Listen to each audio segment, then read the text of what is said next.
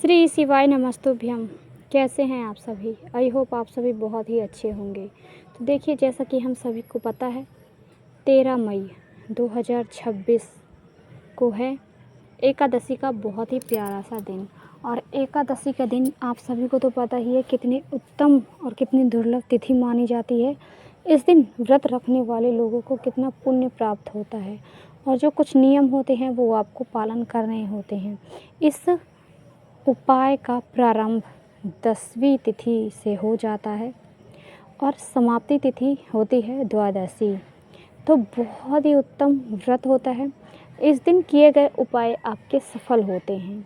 अगर आपके घर में लक्ष्मी माता का वास नहीं है, धन आता नहीं है, और अगर धन आता है तो टिकता नहीं है। तो देखिए, ऐसा उपाय आप सभी को करना है कि आपके घर में धन आए।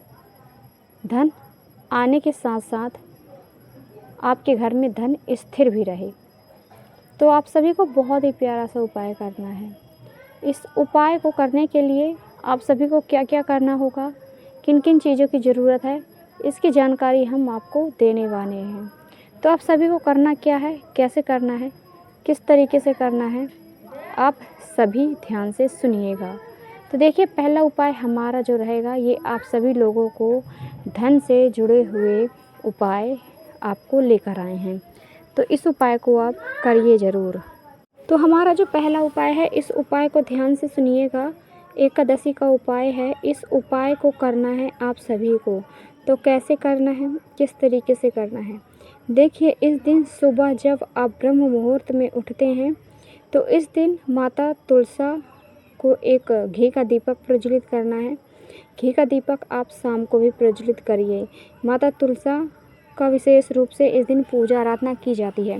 ध्यान रखिएगा, एकादशी के पहले ही आपको तुलसी तोड़कर रख लेना है, क्योंकि एकादशी के दिन तुलसी को तोड़ा नहीं जाता है, कहीं से भी खंडित नहीं किया जाता है। ठीक है, तो इस चीज़ का ध्यान दीजिएगा। आप सभी को एकादशी के दिन तुलसा नहीं तोड़ना है, तो एक दिन पहले ही तोड़ कर रखें। और जब आप श्री हरि विष्णु जी का भोग लगाते हो तो तुलसी दल ज़रूर आपको रखना है भोग में, क्योंकि बगैर तुलसी के वो भोग ग्रहण नहीं करते हैं। तो इस चीज़ का ध्यान देना है, ठीक है। और एकादशी के दिन बहुत ही अच्छे तरीके से पूजा करना है, माता तुलसा की आरती करना है, माता तुलसा की धूप दीप प्रज्वलित करना है।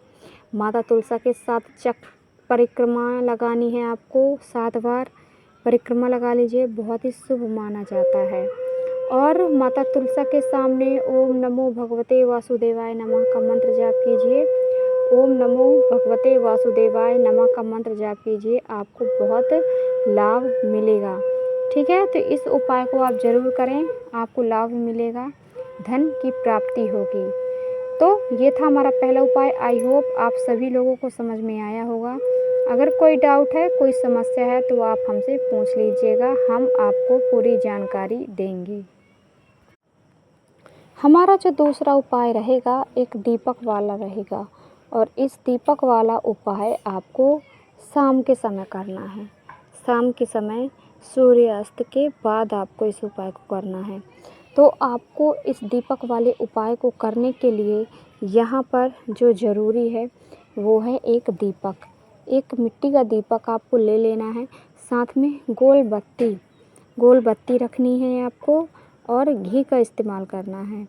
गाय का घी है आपके पास तो बहुत ही उत्तम है, क्योंकि गाय के घी से शुद्ध कोई भी घी नहीं माना जाता। अगर गाय का घी नहीं है तो आपके पास जो अवेलेबल है उसका उपयोग कर लीजिए। घी डाल दीजिए। अब आपको यहाँ पर एक चुटकी हल्दी लेनी है। एक चुटकी हल्दी के साथ साथ आपको 2 लौंग लेनी है। इन चीज़ों को लेकर जाना है आपको अपने घर के मंदिर में। आपको अपने घर के मंदिर में जाने के बाद सबसे पहले आसन लगाना है, आसन में बैठ जाना है और विष्णु जी का स्मरण करना है। ओम नमो भगवते वासुदेवाय नमः, ओम नमो भगवते वासुदेवाय नमः का मंत्र आपको जाप करना है। और जो आपने दीपक लिया है उस दीपक को प्रज्वलित करना है। दीपक को प्रज्वलित करने के बाद श्री हरि विष्णु जी के सामने आपको रखना है और जलते हुए दीपक में 1 चुटकी हल्दी और 2 लौंग आपको डाल देनी है। यदि आपकी कोई मनोकामना है तो मनोकामना बोलते हुए आप ये हल्दी और 2 लौंग डालिए, आपकी सभी मनोकामनाएँ पूरी होंगी। क्योंकि देखिए अपरा एकादशी की हर तिथि बहुत ही महत्वपूर्ण मानी जाती है। श्री हरि विष्णु बहुत ही प्रसन्न मुद्रा में होते हैं, तो आप सभी को ये चूकना नहीं है। अपरा एकादशी के दिन आपको ये उपाय करना है, ठीक है। और बुधवार का दिन है तो इस उपाय को करिएगा ज़रूर। अब देखिए ये तो था हमारा दूसरा उपाय। अब हम आपको बताने वाले हैं तीसरा उपाय, तो बहुत लाभ मिलेगा। हमारा ये उपाय आप सभी लोगों को करना कैसे है, 1 लोटा जल लेना है। देखिए हमारा जो तीसरा उपाय है 1 लोटे जल का उपाय है। इस 1 लोटे जल को लेना है, पीतल के लोटे में 1 लोटा जल लेना है, शुद्ध जल आपको लेना है।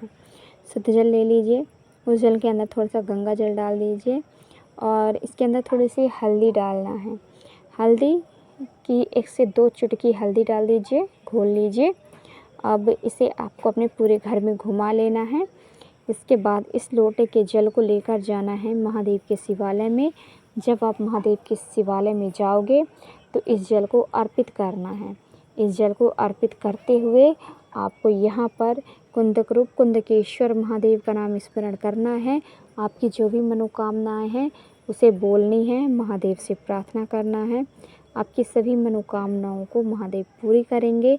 यदि आपके घर में धन से जुड़ी हुई समस्याएं हैं तो धन से जुड़ी हुई समस्याएं भी आपकी दूर होंगी। तो इस उपाय को आप करिएगा ज़रूर, आपको लाभ मिलेगा, 100% मिलेगा। इस उपाय को करिए और बताइएगा कि आपको कितना लाभ मिला। और देखिए एकादशी के दिन कुछ ऐसी बातें हैं जो आपको ध्यान में रखना होता है। इस दिन आपको चावल का उपयोग नहीं करना है। हाँ, लेकिन आप भोलेनाथ को चावल अर्पित कर सकते हैं। इनमें कोई प्रबंधित नहीं होता है कि आप भोलेनाथ को चावल अर्पित कर सकते हो या नहीं। हर रोज़ एकादशी का दिन हो, द्वादशी का दिन हो, प्रदोष का दिन हो, शिवरात्रि का दिन हो, पंचमी तिथि हो, अष्टमी तिथि हो, यानी कि कोई भी दिन हो, आप केवल ज़्यादा नहीं अर्पित कर सकते हो तो आप केवल 1 दाना चावल का अर्पित करिए, महादेव बहुत प्रसन्न होंगे। और देखिए जेठ का महीना चल रहा है और इस महीने में महादेव को 1 लोटा जल आप अर्पित करिए मिट्टी के घड़े में भरकर। वो बहुत ही ज़्यादा प्रसन्न होंगे और बड़ी से बड़ी मनोकामनाएं भी पूरी होगी। कोई भी समस्या हो, कोई भी डाउट हो तो आप हमसे पूछ सकते हैं कमेंट बॉक्स की सहायता से। कोशिश करेंगे कि आपके सवालों का जवाब दे सकें। तो आप हमें सपोर्ट करिए, आपका सपोर्ट बहुत ज़्यादा ज़रूरी है और मुझे तो बहुत ही ज़्यादा ज़रूरी है आपके सपोर्ट की। तो ज़्यादा से ज़्यादा जुड़ने की कोशिश करें। कमेंट बॉक्स में जयकारा लगाइएगा अपने इष्ट महादेव का, जिन्हें भी आप सच्चे दिल से मानते हो उनका जयकारा ज़रूर लगाइएगा। तो मिलते हैं नेक्स्ट वीडियो में। आपका दिन शुभ हो, मंगलमय हो, यही कामना रहेगी मेरी हमेशा ईश्वर से। हर हर महादेव, जय शिव शंभू, जय हो भोलेनाथ की, जय हो श्री हरि विष्णु की, जय हो माता लक्ष्मी की, जय हो दुर्गे मैया की जय।